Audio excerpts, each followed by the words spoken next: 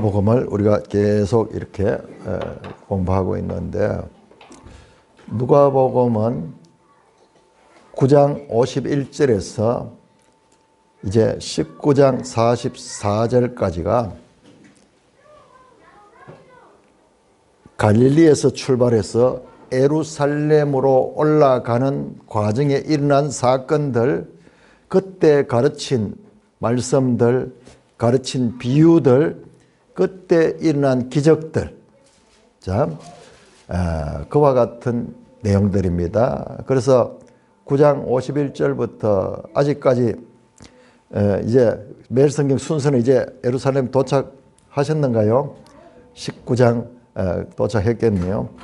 그런데 이 본문이 너무 내용이 깊이가 있어가지고 지금 새벽 시간은 계속 일주일씩 넣습니다만은 이렇게 여행하는 가운데 일어난 사건입니다. 주제를 자세히 보면 이게 다 연결이 되어 있어요. 특별히 오늘도 나오는 재물 문제, 소유 또는 돈에 관한 주제가 여러분 앞에서부터 계속 이어서 나옵니다.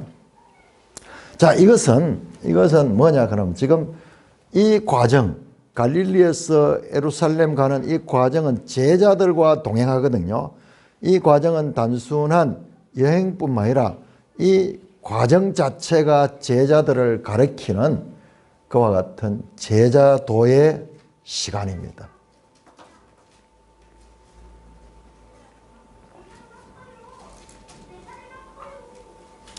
지난 주간에 우리가 봤는데 이 탕부 또는 탕주, 세상적인 계산으로 그렇게 따지지 않고 일방적으로 맹목적으로 사랑을 베푸는 주인과 그 아버지를 봤습니다. 오늘 이 누가복음에도 제가 이 본문을 자세히 볼 수는 없어요. 크게 한번 보세요. 먼저 15절에서 17절까지가 어린아이와 하나님 나라에 대한 이야기고, 그 다음에 18절부터 30절까지는 소위 이 부자 청년, 관리이면서도 부자이고 아주 엘리트 청년이 그 예수님께 나와서 예수님을 따르다가 돌아가는 내용입니다. 그래서 앞부분에 나오는 어린이들은 지금 이 두 번째 나오는 이 관리와 대조된, 관리는 이제 어른이 된 사람이고 재산이 많은 사람이고 그리고 큰 부자라고 되어 있습니다. 23절에 보면은 이 사람이 큰 부자인데 이 사람이 작은 부자거나 보통 좀 가난한 사람이었으면은 따르기가 좋았을 거예요. 그런데 재산이 어마어마해요. 그래서 이 자기 남은 재물을 다 팔아서 가난한 사람께 나눠주고 따라가라니까는 그 사람은 그냥 확 돌아서는 게 심히 근심할 정도로 이 사람은요 정말 하나님 말씀을 순종하려고 하는 대단한 인물이에요. 자, 어린아이와 부자 어른이 대조됩니다. 매일 성경을 자세히 보시면은 지금 누가복음에 재판관과 가난한 과부, 그 다음에 바리새인과 세리와 죄인들, 그 다음에 관리들과 그리고 밑에서 일하는 종들, 그런 하나는 사회적으로 강한 자, 그리고 다른 하나는 사회적으로 약하고 소외된 자, 장애인들도 많이 나오죠. 세상의 관계에서 볼 때는, 세상의 판단 또는 세상의 계산을 볼 때는 한 사람은 성공한 사람이고 한쪽 입장은 실패한 사람들입니다. 그런데 이와 같은 대조가 계속 나오면서 역전됩니다. 세상의 관점에서 볼 때 오히려 강한 사람이 낮아지고 세상으로 볼 때 약한 사람이 높아지는 그와 같은 역전의 내용이 계속 납니다. 먼저 된 자가 나중되고 너희 중에 높은 자가 섬기는 자가 되고 계속 우리가 가지고 있는 고정관념을 뒤집어 엎는 그와 같은 역전의 메시지들이 나옵니다. 오늘 본문도 어린이와 어른의 대조인데 어린이의 특징은 계산이 없어요. 계산할 줄 몰라. 이것도 그런 면에서 보면은 우리가 지난 시간에 봤던 프로디갈 파더, 프로디갈 마스터 연속돼요. 프로디갈 차일드예요. 어린이는 맹목적이고 돈 가지고 계산하지 못하잖아요. 그런데 이 어른 부자 청년은 정말 사회생활을 잘하고 투자를 잘하고 계산을 잘해가지고 이렇게 큰 부자가 되었습니다. 누구나 볼 적에 이 부자가 훌륭한 사람이고 어린아이들은 무시될 수 있는데 심지어는 제자들도 막 어린아이들이 나오니까는 귀찮다고 막 꾸짖잖아요. 그런데 결과적으로는 여러분 보세요. 이 메시지가 연결되어 있다는 걸 봐야 돼요. 자, 어린이 기사의 끝을 보시면 17절 보시면은요. 결단코 들어가지 못하리라. 하나님 나라에 하나님 나라를 어린아이같이 받아들이지 않는 자는 결단코 들어가지.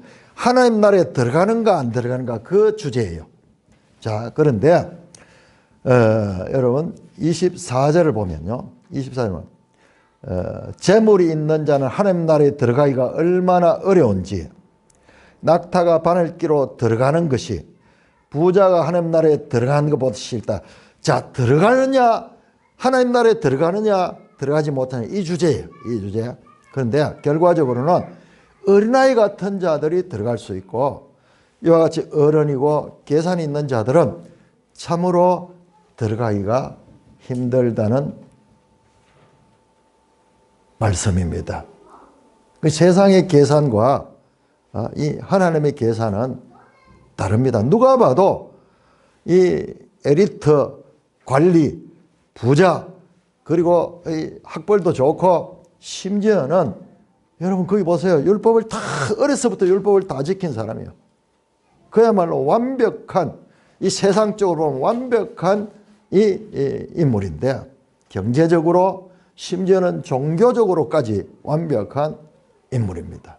그런데 그는 들어가지 못하는 편에 서게 되고 어린아이들은 그런 자들만이 들어갈 수 있다고 그렇게 평가를 받습니다. 우리 현실 세상에는 계산이 빠르고 판단이 정확한 사람이 돈을 많이 벌고 부자가 됩니다. 부자 되는 것이 그냥 되는 게 아니잖아요. 얼마나 많은 노력을 해야 되는지 몰라요. 계산이 분명해야 되고 그 다음에 정확해야 됩니다. 투자를 하거나 내가 어떤 업종을 선택한 데 있어서도 그냥 시류를 따라가지고 사람들이 많이 하니까는 그렇게 가니까는 실패하는 사람들이 얼마나 많아요.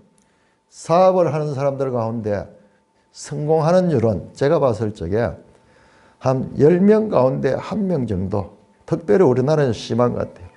뭐가 잘 된다 그러면은 너도 나도 따라가니까는 전부 망해요. 얼마 전에 뭐 탕후루 하면서 막 유행처럼 생기더만은 전부 지금 문 다 닫아버렸어. 정확하게 판단하지 못하고 그냥 시류를 따라가면 다 실패를 하는 거예요. 그래서 이 세상에서는 계산이 정확하고 계산이 신속해야 돼. 사업하는 분들을 보면은 저희들처럼 공부하고 이런 사람들하고 다른 게 딱 만나서 대화를 해보면은 확실하고 신속해요. 신속. 우리는 계속 생각하고 전죽고 막 이렇게 하는데 판단이 정확하면서도 신속하고 그리고 이렇게 찌를 때는 확 찌를 수 있는 이런 사람들이 부자가 됩니다.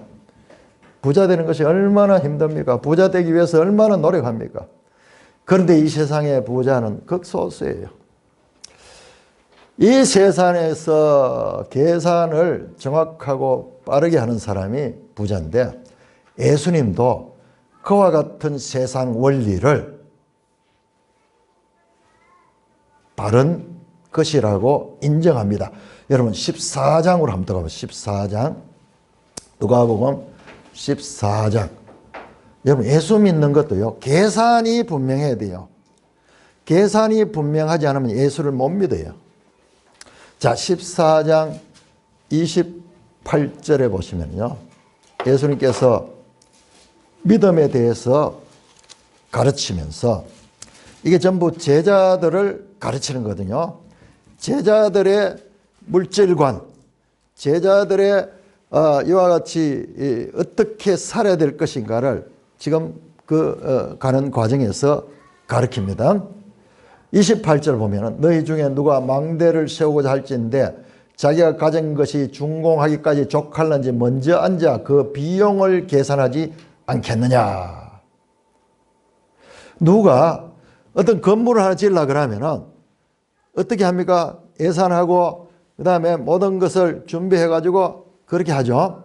당연히 그렇게 해야 된다 그 말입니다. 그런데 시작은 해놓고 비용이 모자라 가지고 기초다 닦다가 그만둬 버리면 세상에 이 우스갯거리가 되죠.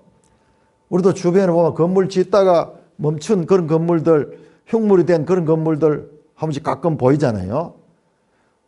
오고 가는 사람들이 다 저거 왜 저랬노 그러면서 다 입을대는 거예요. 그래서 비용을 계산을 분명하지 못했다가 그런 일을 다한 것입니다. 또 두 번째 예를 듭니다. 14장 31절 32절에서 어떤 임금이 다른 나라 임금과 전쟁을 할 적에 한쪽에는 2만 명이고 한쪽에 10,000명 같으면은 내가 과연 싸워서 이길 수 있는가 없는가를 계산하고 그런 다음에 이길 성산이 있을 적에는 싸우지만 성산 없을 때는 그냥 항복하고 화친을 선언하고 그렇게 하는 것이 바른 것이다. 무모하게 도저히 이길 수 없는 상황을 했다가 계산착오로 많은 사람만 이 죽음을 당하게 되고 그리고 나라도 파괴되는 그런 일을 당할 수 있다. 그래서 지금 이걸 뭘 가르치냐면 예수님을 따르는데 계산이 분명해야 된다는 거예요. 계산이 분명하다. 그러면서 결론적으로 33절에 이렇게 말합니다. 우리 같이 읽을까요? 시작. 이와 같이 너희 중에 누구든지 자기의 모든 소유를 버리지 않으면 능히 내 제자가 되지 못하리라.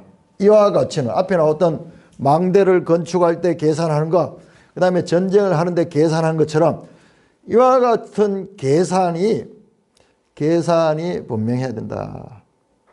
그런데 자기 소유를 버릴 정도로 내가 가진 모든 소유보다도 내 계산에는 하나님의 백성이 되는 것, 예수님의 제자가 되는 것이 더 귀하고 더 가치 있고 그것이 더 투자에 합당하다는 판단을 내리지 않는 사람은 제자가 될 수 없다는 말씀입니다. 제자들이 예수님을 따를 때 계산을 해서 따르는 거야. 내가 이 재산과 가족과 모든 걸 버려두고 지금 따라가거든요. 지금 이 제자들은 그렇고 실제로 그렇거든요. 베드로 이 갈릴리 어부였던 이 제자들 전부 가족들 버리고 베드로는 그 결혼까지 했고 장모가 나오는 걸 보니까 결혼까지 했고 그 다음에 직업을 다 버리고 배를 버려두고 거물을 버려두고 다 따랐잖아요. 그러니 지금 이 사람들은요 모든 소유를 버리고 따르고 있는 거예요. 따르고 있는. 그들이 따를 적에 계산을 해보니까는 야, 이 땅에서의 이와 같은 소유보다도 예수님을 따르는 것이 더 계산적으로 낫다는 판단을 해야만 따를 수 있다는 것입니다. 그런데 우리가 오늘 본문에 봤던 18장의 부자 청년도 계산을 했는 거예요. 계산을 해보니까는 이 청년은 자기가 가진 재산이 너무 많아서 이 계산이 신속하고 빠르지 못하고 머뭇거리면서 그러다가 그 기회를 잃어버리고 예수님부터 떠나게 되었습니다. 말씀드렸듯이 예루살렘으로 가는 여행길은 9장 51절에서 19장 44절 여러분 누가복음 하면은 야 누가복음 크게 이렇게 세 군데로 나눠졌다는 걸 제가 계속 반복하는 거예요. 1장에서 9장 50절까지는 갈릴리 사역, 그 다음에 19장 45절부터는 예루살렘, 요게 크게 세 군데로 나누죠. 이 중간에 있는 것은 지금 예루살렘으로 올라가는 길에 제자들과 동행하면서 그 예수님이 제자들을 가르치는 그 가운데 나온 그와 같은 내용입니다. 여러분 이 18장의 부자 청년 이 사건, 이건 실제 일어났던 사건이거든요. 그런데 16장에는 보면은 예수님의 비유가 나옵니다. 오늘 우리가 성찬할 때 읽었던 16장 본문 다시 한번 16장 1절 13절 한번 펼쳐주시고 우리 저기 영상을 한번 띄워주시기 바랍니다. 자, 이 16장은 비유거든요. 비유 가운데서도 참 난해한 소위 불의한 청지기 비유. 아까 이야기했던 주인의 재산을 축내고 지 살 길을 찾기 위해 가지고 사기를 친 이 청지기를 보고 약삭 빠르다고 지 살 길을 위해서 약삭 빠르게 준비한 그것을 오히려 칭찬하던 그 프로디갈 그 마스터에 관한 내용인데 이 내용은요 자세히 보시면은 전부 이 재물에 대해서 아주 중요한 내용이 여기 다 나옵니다. 첫째로 보시면은 부자 나오죠. 부자. 어떤 부자에게 청년이 있다. 이 부자 뭡니까? 재물을 많이 가진 사람이죠. 그 다음에 청지기는 뭡니까? 이 부자의 매니저. 재물을 관리하는 그와 같은 재산이 많으니까는 관리자입니다. 소유는 재물을 가리키죠. 그 다음에 직무, 왜 청지기가 왜 이 일을 합니까? 부자로부터 월급을 받기 위해서요. 자기 나름대로 살아갈 수 있기 위해서 자기 나름대로는 재물을 얻는 하나의 직업이 되는 거죠. 그 다음에 이제 주인에게로부터 잘리게 되니까는 해고를 당하게 되니까는 결국 문제는 뭡니까? 돈에 대한 염려로 문서 위조로 해서 살 길을 찾으려고 했잖아요. 자, 여기까지는 이 비유의 이 기본 내용이고 그 다음부터는 요 두 개 부분은 대조를 됩니다. 대조. 여러분 본문을 보시면서 한번 연결해 보세요. 이 세대의 아들들은 자기 시대에 있어서 가면서 8절 나오죠. 이 세대의 아들 나오죠. 자, 같은 8절에 빛의 아들들과 대조됩니다. 빛의 아들들과 대조됩니다. 이 세대의 아들들. 그 다음에 16장 9절에 보면 불의의 재물 그러고 요거와 대조되어서 이 불의한 재물은 이 지극히 작은 것이라고 나옵니다. 여러분 10절 한번 10절에 지극히 작은 것과 이 지극히 작은 것과 그 다음에 큰 것이 대조됩니다. 지극히 작은 것과 큰 것. 그 다음에 또 불의의 재물이 하는데 불의의 재물은 여기서 불의의 재물과 대조되는 건 참된 것이에요. 그러면 참된 것의 반대는 거짓이잖아요.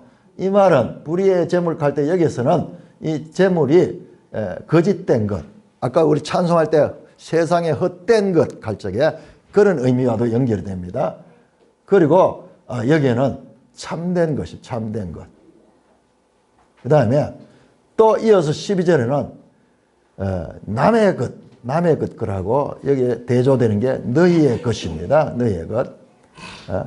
그 다음에 재물과 그 다음에 하나님 제일 끝에 대조가 하나님과 재물이 대조가 되고 있습니다. 여기에서 예수님의 비유에서 두 가지 대조되는 것이 나옵니다. 그럼 이 세상 사람들의 신은 누구냐 그러면은 재물이에요. 재물. 여러분 놀랍게도 이 재물이라는 단어가 원어상으로 맘모나, 맘모나.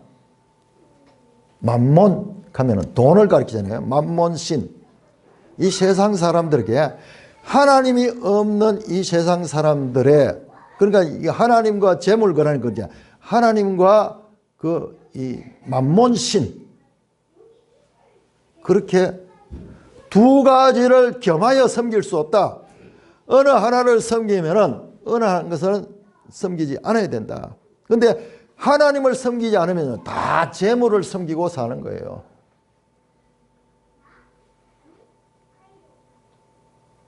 그래서 보면은 우리 세상에서는 이 맘몬이 최고 대접을 받고 있는데 여기에서는 대조하는 데 보니까 지극히 작은 것이다. 그리고 그것은 거짓된 것이고 그것은 남의 것 하는 말은 남의 것 하는 말은 여기서는 이방인같이 하나님 없는 자들, 하나님 없는 자들에게서는 이 재물이 신이야. 재물이 신이고 재물이 절대 목적이요. 그러나 너희들 하나님의 백성들은 그것이 주인이 아니야. 그럼 결론에 가서 하나님과 재물을 대조를 하면서 누구를 중히 여기고 누구를 경히 여기느냐. 세상 사람들은 다 세상을 살아가면서 누구를 최고의 신으로 지금 여기고 있느냐. 이 말씀을 하시고 있는 것입니다. 자, 우리가 하나님과 재물을 계산해서 재물을 따르는 것이 더 유익이 있는가, 하나님을 따르는 것이 더 유익이 있는가 계산을 잘 해야 돼요. 계산. 그런데 세상 사람들은 하나님 보이지 않고 하나님 믿지 않기 때문에 전부 다 이 눈에 보이는 이 만몬을 최고 가치로 여기는 것입니다. 그런데 여러분 성경에 보면요, 지금 오늘 여기 본문에도 10절에 지극히 작은 것이 뭐냐 그러면 바로 앞에 나오는 재물을 가기. 재물. 아니 재물이 있으면은 모든 일을 다 할 수 있고 큰 건물도 세울 수 있고 사업도 크게 할 수 있고 많은 사람을 자기 밑에 거들일 수도 있고 이런 이 세상의 사람들이 최고 가치인데 그것을 뭐라고 지극히 작은 것이라고 말씀합니다. 그리고 이 재물을 불의한 것이다. 여기서 불의하다는 말은 어떤 나쁘다는 뜻보다는요, 여기서는 이 한계가 있는 것, 이 완전하지 못한 것, 완전하지 못한 것. 하나님에 속한 건 지극히 높은 하나님이라고 표현하면서 지극히 높은 것과 이 재물을 지극히 작은 것으로 그렇게 평가를 하고 있습니다. 자, 세상의 신인 재물, 맘몬과 맘몬은 참으로 대단합니다. 대단합니다. 그런데 이 맘몬은 한계가 있어. 한계. 이 세상에서만 유효해. 우리의 생명이 끝날 때는 생명을 연장하고 그 다음에 죽은 후에 우리에게는 이 맘몬이 전혀 도움이 되지 않습니다. 자, 여러분 6장 우리 오늘 지금부터는 성경 본문만 다 정해. 여러분 계속 누가복음에서 뭘 가르치고 있는가? 요 대조를 한번 보겠습니다. 6장 24절 25절 우리가 같이 읽습니다. 누가복음 6장 24절 25절 시작. 그러나 화 있을진저 너희 부요한 자여 너희는 너희 위로를 이미 받았도다. 화 있을진저 너희 지금 배부른 자여 너희는 주리로다. 화 있을진저 너희 지금 웃는 자여 너희가 애통하여 울리로다. 자, 여기 보시면은 부요한 자가 화 있다 그러는 거예요. 이게 무슨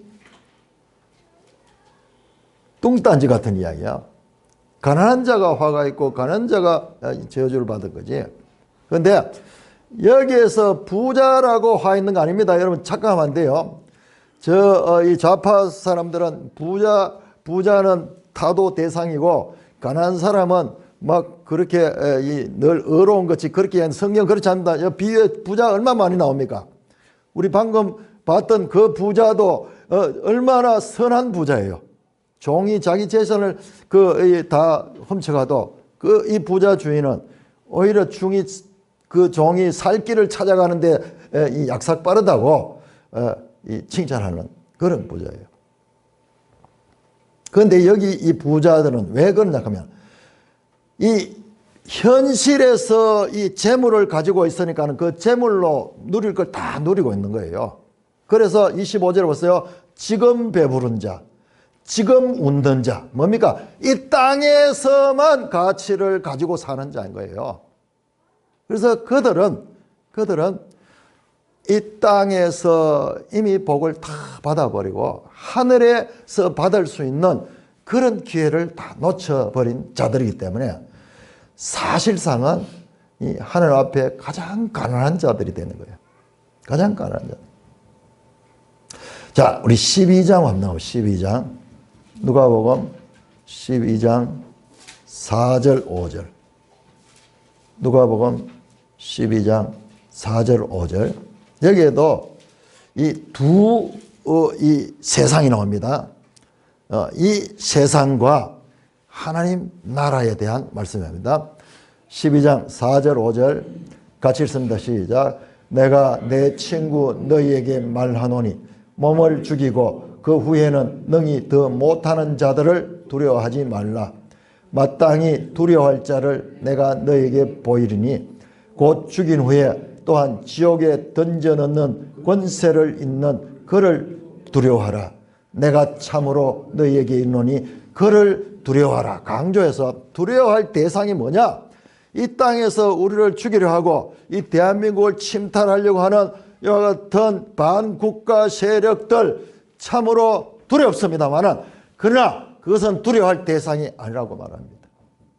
그들이 우리에게 할 수 있는 일은 우리의 몸을 죽이고 우리의 이 땅에서의 목숨을 죽이는 일, 그 이상은 할 수가 없어.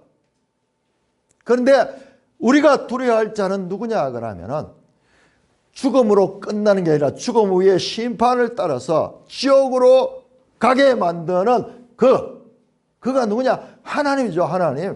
그 하나님을 두려워해야 되지. 참으로 내가 너에게 그를 두려워해야 된다. 몸을 죽이고 더 이상 할 수 없는 자들을 두려워하는 것이 아니라 정말 계산을 제대로 하면요. 이게 작은 계산을 보면은 작은 계산으로 보면 이 땅에서 우리의 몸을 죽이려고 하는 자가 가장 두렵고 가장 그것을 피하는 것이 잘하는 것 같지만은 그러나 그것은 작은 계산이에요. 큰 계산, 하나님이 포함된 계산을 해보면요. 그게 아니에요. 하나님을 두려워하고 하나님을 인정하고 살아가는 그것이 큰 계산이고 빠른 계산이야. 빠른 계산. 자, 10절 우리 한번 10절 10장 누가복음 10장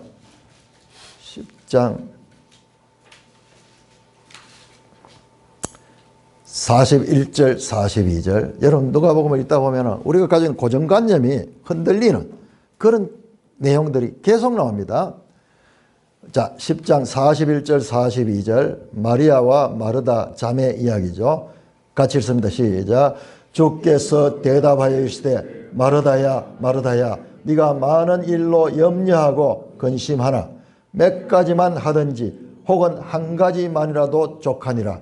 마리아는 이 좋은 편을 택하였으니 빼앗기지 아니하리라 하시니라.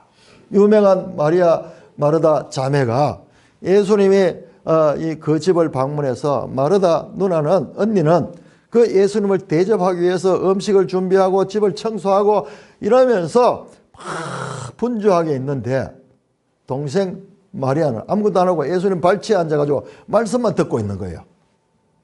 그러니까 참지 못한 언니가 예수님 좀 내 동생 마리아를 좀 머쓱하고 일하는데 도와주도록 그렇게 보내주세요. 그러니까 예수님께서 말씀하는 거예요. 마르다야, 네가 많은 일로 염려하고 근심한다. 마르다가 지금 관심을 가진 것은 현실적으로 예수님을 섬기고 그 예수님 앞에 대접하려고 하는 이 눈앞에,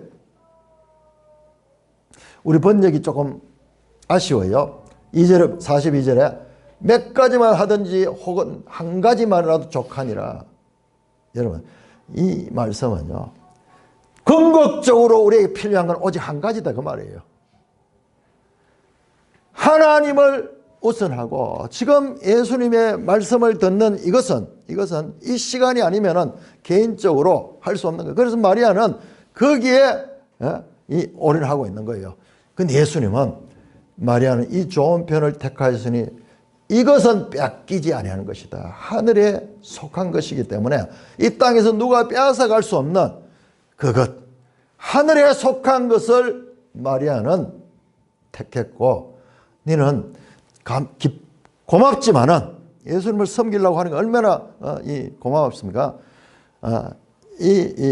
너는 그러나 더 중요한 것보다는 지금 현실의 그 문제에 골몰하다가 가장 좋은 것을 놓치고 있다. 이 본문도 오해하기 쉬워요. 잘 섬긴 사람보다도 가만히 있는 사람이 그렇게 오히려 칭찬을 받으니까는, 그러면 교회 안에 전부 섬기는 사람 없고 이렇게 되면 어떻게 돼요? 그런 관점이 아니죠. 이 세상의 일과 하나님의 일, 어느 것이 계산적으로 더 바른 계산인가?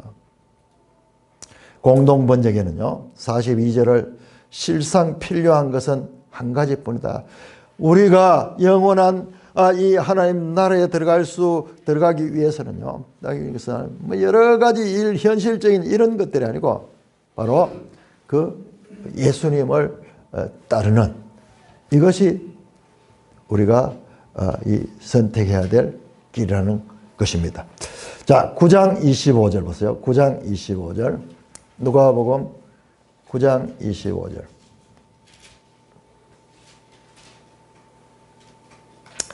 같이 읽습니다. 시작.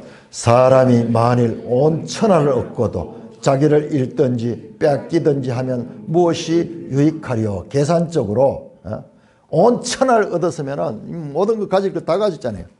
그런데 그 사람이 자기 자신이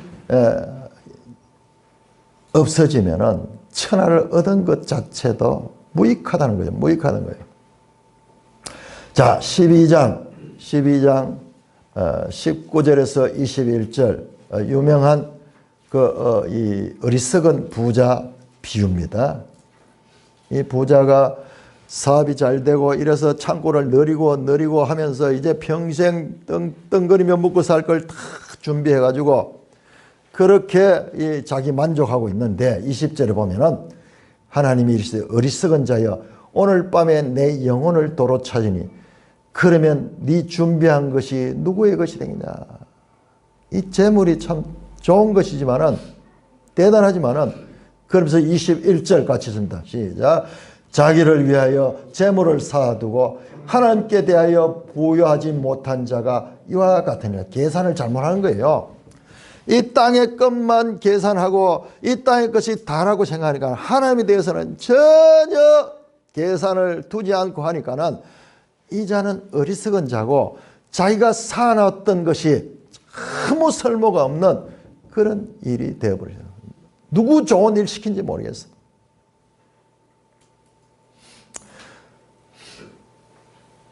(16장 9절에) 이 불의한 청지기 할 때 이 재물이 이 땅에서 없어질 때가 있다. 이 재물은 우리가 이 현실에 살아갈 동안만 유효하다.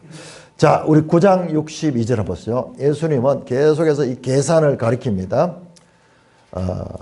이 땅의 이 가치와 하나님 나라의 가치를 계산을 분명히 해서 바른 판단과 바른 계산을 하라고 가리킵니다. 9장 62절 같이 읽습니다. 시작.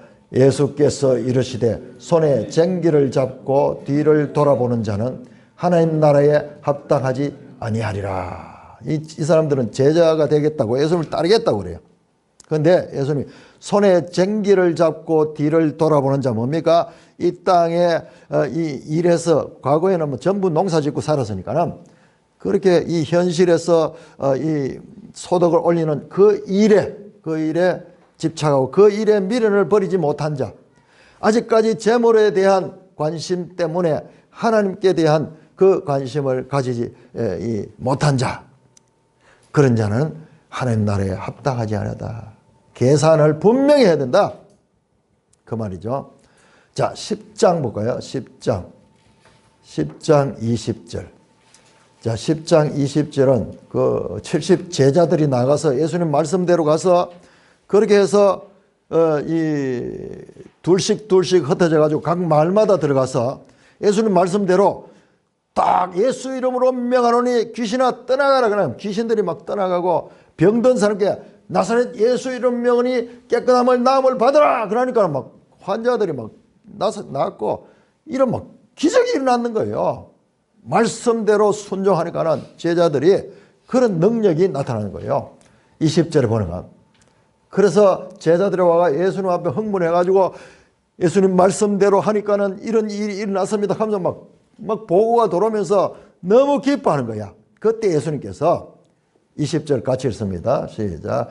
그러나 귀신들이 너에게 항복하는 것으로 기뻐하지 말고 너희 이름이 하늘에 기록된 것으로 기뻐하라 하시니라. 야, 능력이 나가고 믿음이 있으니까는 막 이런 능력이 나타나니까는 기뻐하잖아요. 그런데요, 이런 일들조차 이 세상의 일이에요. 세상이에요. 그보다도 더 중요한 건 뭐냐 그러면은 예수님이 지금 계산을 바르게 해주는 거예요. 그것도 귀하고 기쁜 일이지만 그보다 더 큰 건 너희가 하나님의 생명책에 이름이 기록되었다. 하나님의 백성이 되고 영원한 하나님 나라의 생명책에 기록된 그 현상이 귀신을 쫓아내는 거다. 더 본질적이고 더 중요한 것은 너희가 하나님의 백성이 되었다는 것이다. 그러면서 제자들의 계산은 이 땅에 일어나는 것에서 일어나는 놀라운 일들, 그것에 기뻐하지만 더 큰 기쁨을, 더 큰 계산으로 예수님께서 가르치고 계시는 것입니다. 자, 그러면은 우리가 이 땅을 살아가면서 이 물질, 이 소유 문제는 늘 긴급하고 늘 필요하잖아요. 그러면 우리가 그럼 이 소유를 다 버리고 하나님만 따라가면 되느냐? 여러분, 1세기 제자들은, 12제자들은 그렇게 부른 사람들입니다. 실제로 이분들은 예수님이 이제 곧 예루살렘에 가서 죽으시고 나면은 예수님의 일을 예수님처럼 온 세상에 다니면서 복음을 전파할 사람들이에요. 그런데 오늘날 우리들은 그 1세기 제자들하고는 다릅니다. 그럼에도 불구하고 물질에 대한 기본 원리는 동일합니다. 자, 12장, 누가복음 12장 33절. 그러면은 우리가 이 세상의 이 재물을 어떻게 사용하는 것이 가장 계산적으로 훌륭한 계산인가 하는 것을 살펴보겠습니다. 자, 누가복음 12장 33절 시작. 너희 소유를 팔아 구제하여 낡아지지 아니하는 배낭을 만들라. 곧 하늘에 둔바 다함이 없는 보물이니 거기는 도둑도 가까이 하는 일이 없고 좀도 먹는 일이 없느니라. 여러분들, 좀도 먹는 일이 없다 하면 젊은 사람들이 이게 무슨 말인가 싶죠. 우리 어릴 적에도 언제부턴가 이게 없어졌어요. 좀이라는 게 있는데 옷 같은 거를 그렇게 옷장에 넣어놓으면 한 계절이 지나고 겨울 옷을 입으려고 하면 옷이 다 막 상해가지고 있어. 이 꺼내보면 옷이 막 부서지는 거야. 좀이라는 그런 것이 있어가지고, 그래서 필수적으로 집집마다 좀약 하는 게 있어요. 좀약. 뭐 하얀 무슨 약, 아주 독한 약, 그걸 넣어가지고 좀 서는 거를 방지하는데, 그러니까 이 땅에 있는 물질은요, 이게 옛날에는 요즘 같이 은행도 발달되지 않으니까 돈을 어떻게 보관을 했냐 그러면은 땅에 파묻거나 어디 딴 사람이 알지 못하는 깊은 곳에다 숨겨놓는 거예요. 숨겨놓는 거예요. 어떤 경우에는요, 그걸 숨겨놓고 자기가 이자분을 잃어버리니까 또 사람이 죽거나 이래 하면은 그 돈을 모르는 거예요. 있어도. 너희 소유를 팔아 구제하라. 가난한 자들, 그리고 어려운 이웃들, 그리고 하나님의 복음을 위해서 이 소유를 사용하면은 그 소유는 어떤 나중에 역할을 해가 낡아지지 않는 배낭이 되는 거예요. 낡아지지 않는 배낭이 뭐냐? 여러분 이것도요. 옛날에는 전부 다 낡아져서 못 쓰는 거예요. 양말도 그 낡아져가지고 빵꾸가 나면요. 그걸 다시 기워서 쓰고 다 그렇게 했거든. 옷도 전부 기워 입고 이랬거든. 요즘은 막 옷이 넘쳐나니까 그런 개념을 가지지 못할 거예요. 모든 것은 오래되면 다 좀설고 낡아지는 거예요. 낡아진다. 근데 유일하게 낡아지지 않은 것이 뭐냐? 그 낡아지지 않는 배낭은 하늘에 있는 거다. 하늘에. 그러니까 이 땅에서 이 물질을 가지고 선한 사업을 위하여 쓰면은 그것이 하늘의 창고에 자신의 하늘에서 그와 같은 가치 있는 그런 보상이 된다는 겁니다. 그 하늘에 둔 보물이 되는 거예요. 그것은 도둑이 훔쳐갈 수도 없고 좀도 먹는 없는 영원한 하나님 나라. 그래서 바르게 계산을 하라 하는 겁니다. 자, 14장 보세요. 14장 13절 14절. 우리가 가지고 있는 고정관념을 완전히 뒤집어엎는 말씀이 연속됩니다. 누가복음 14장 13절 14절. 잔치를 베풀거든 차라리 가난한 자들과 몸 불편한 자들과 저는 자들과 맹인들을 청하라. 그리하면 그들이 갚을 것이 없으므로 네게 복이 되리니 이는 의인의 부활 시에 네가 갖겠음이라 하시더라. 뭐냐?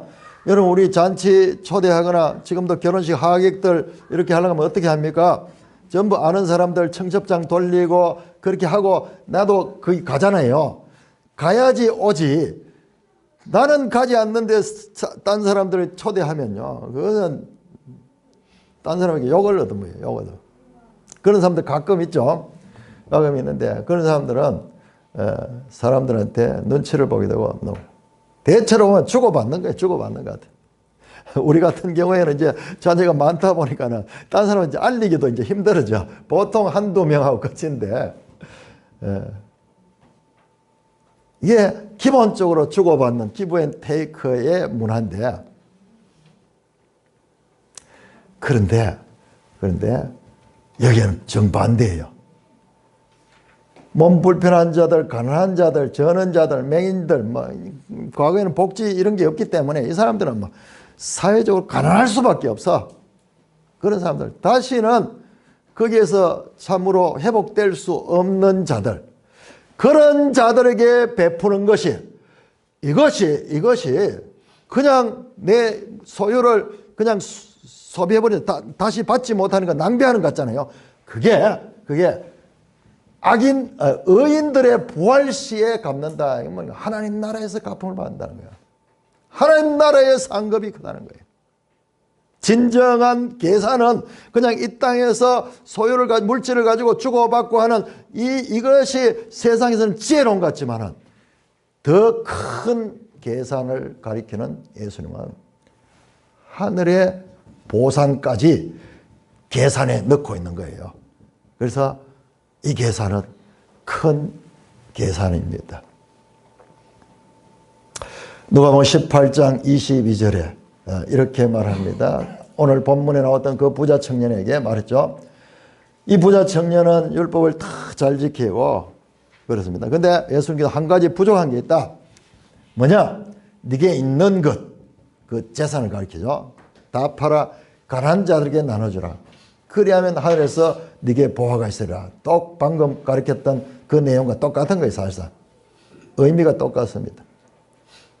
그리고 나를 따르라. 그러니까 이 청년은 재물이 많으므로 계산을 해보니까는 이 땅에서의 재물과 그 예수님의 제자된 것에 이 계산을 하니까는 이게 지금 한쪽으로 기울이지 않고 있는 거예요.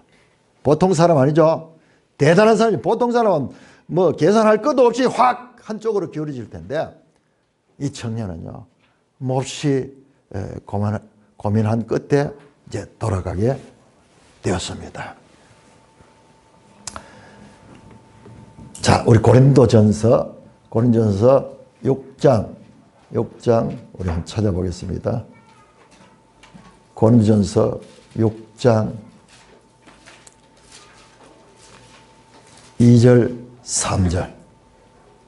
고린도전서 6장 2절 3절 같이 읽습니다. 시작. 성도가 세상을 판단할 것을 너희가 알지 못하느냐?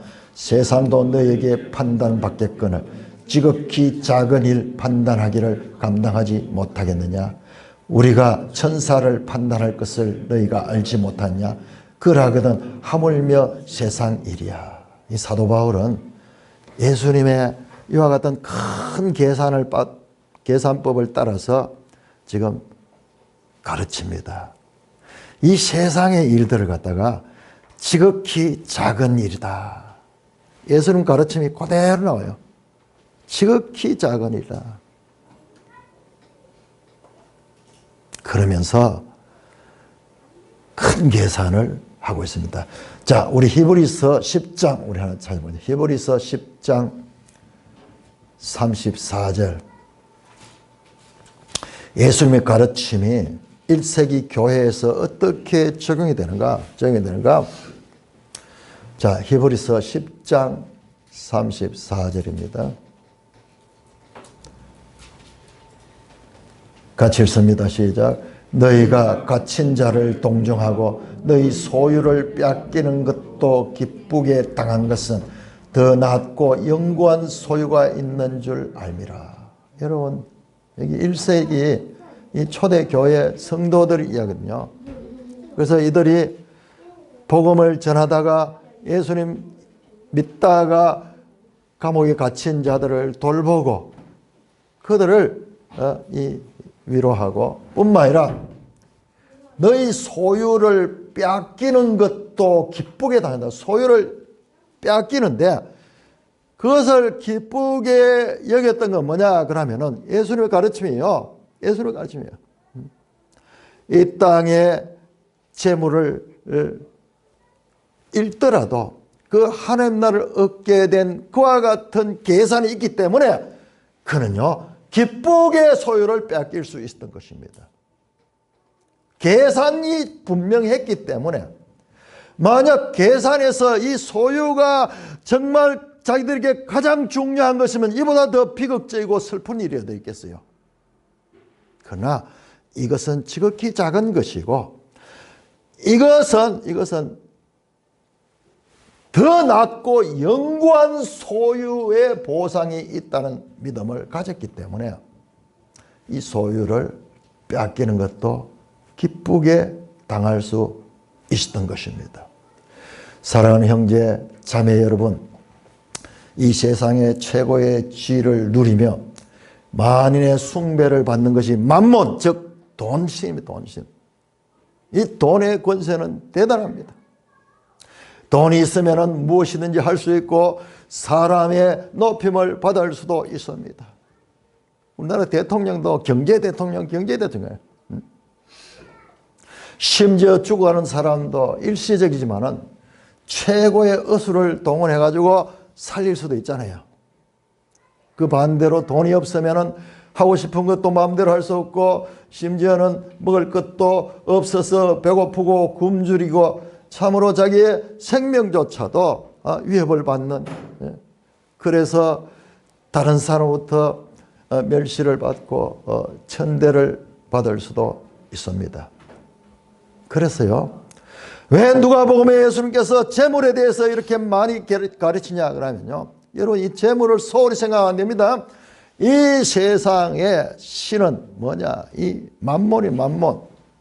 그래서 예수님은 이 세상의 신이라고 고린도후서 4장 4절에 사도 바울이 예수님의 가르침을 따라 이 만몬을 이 세상의 신이다, 그렇게 말씀합니다. 그러나 우리가 살고 있는 이 세상, 이 세대는 유한하며 일시적입니다. 여러분, 청년 여러분들은 이 말이 실감이 안 날 거예요. 이 세상이 영원할 것 같아요. 저도 그랬어요. 그런데 이제 나이가 들고 보니까는 그 말이 실감이 나는 거예요. 지난 세월 70년을 돌이켜 보니까는 손살 같다 그러죠. 손살 같다는 표현을, 세월을 손살 같다, 화살촉에서 당긴 그 같이 빠르다고, 그런 비유를 세상이 다 하잖아요. 젊은이들은 이해 안 되죠. 그러나 이 세상에 수많은 사람들이 살면서 죽고 하면서 이 공통적으로 깨달은 그와 같은 시간 개념이에요. 그래서 이 시간은 유한하고 일시적입니다. 마찬가지로 돈이 가지는 영향도 우리가 이 세상에 살아있는 동안에만 유효합니다. 이 세상의 일들은 하나님 나라에 비하면 지극히 작은 것에 지나지 않습니다. 계속 지극히 작은 것, 그렇게 이야기해요. 세상 투자에도 그렇듯이 눈에 보이는 작은 것에 이 눈이 가려서 큰 것을 보지 못한, 크고 영원한 하나님 나라에 멀어지는 것은, 그것은 작은 계산이지 바른 계산, 큰 계산이 아닌 것입니다. 성경은 영원하고 복된 하나님 나라를 전제하고 있습니다. 여러분, 이 하나님 나라에는 질병이 없어요. 그로 말미암아 애통하는 것이 없습니다. 전쟁도 없습니다. 거짓도 없습니다. 죽음조차 다시 죽는 일이 없는 참으로 복된 나라가 하나님의 나라입니다. 우리 언어로서 형용할 수 없어요. 그래서 보화 가운데 가장 좋은 보화를 다 모은 것 같이 세루살렘 성을 그렇게 그리고 있고, 황금길을 이야기하는 것은 그게 이 실제적으로 그렇다는 것이 아니라 그만큼 귀하다는 거예요. 세상의 이 물질 세계에서는 형용할 수 없는 것이 하나님의 나라입니다. 이 세상에 가장 귀한 것도 하나님 나라에서는 가장 천한 것에 지나지 않습니다. 그러므로 이 세상에서 사람이 할 수 있는 가장 위대한 계산은 잠시 있는 이 세상에서 예수 그리스도를 믿고 영원한 하나님 나라로 편입되는 기회를 잡는 것입니다. 여러분, 우리가 이 생명이 없으면요, 영원한 나라로 편입할 수 있는 기회조차 없어. 이 세상이 있기 때문에 일시적이지만 우리가 이와 같은 육의 몸을 가지고 있는 시간이 있기 때문에 여기에서 우리가 믿음으로 하나님께로 나아갈 수 있는 기회를 잡을 수 있는 거예요. 이 길이 인생들이 할 수 있는 가장 바르고 중요하고 큰 계산에서 나오는 일입니다. 성경을 알고 인생의 유한함을 알수록 젊은 시절에 알 수 없었던 하나님 나라의 가치를 알게 됩니다. 이 곧 없어질 시간과 공간 속에 살면서 영원한 하나님 나라에 편입하여 말로 표현할 수 없는 영생복락을 유업으로 받는 모든 산돌지체 되시기를 주님의 이름으로 축원합니다.